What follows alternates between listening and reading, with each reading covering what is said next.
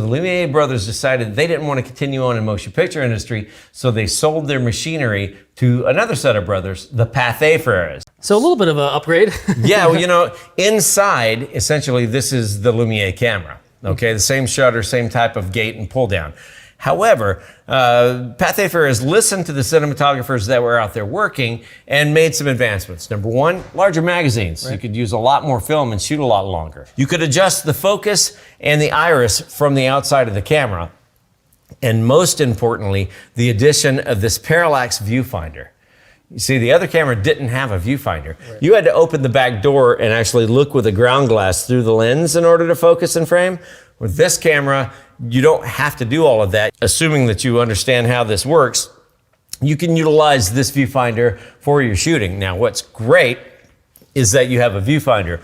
What's not great is that it's simply a lens and a ground glass. So like a view camera, the image is upside down. Right. And if you pan right, you're actually going left and vice versa. So you need to rewire your brain a little bit. That's right. It wasn't really an issue for the people back in the early 1900s, simply because prior to this, they hadn't had a viewfinder. So this is better than nothing, right? Way better than nothing. And in fact, Billy Bitzer, D.W. Griffith's cinematographer, utilized the Pathé camera and a viewfinder like this his entire career.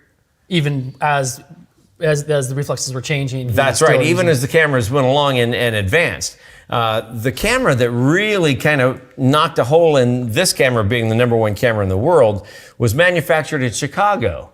Isn't that unusual? You don't think of Chicago as a hub for motion picture industry, but there were quite a few companies up in there.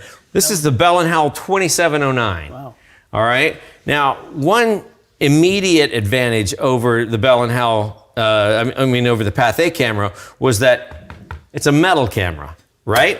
The Pathé camera was wood, and they had some issues when they started going out into the jungles and forests, in that those wooden cameras were put together with hide glue, and bugs love eating hide glue. So there are numerous stories of cinematographers waking up the next morning of arriving in the jungle and their cameras in pieces because all the hide glue had been eaten. So metal body camera, much more resilient, right? Yeah. And monster advance, multi-lens turret. So it's a 4-lens turret. What made this so fantastic is that you just have to pull out this and you can change the lenses.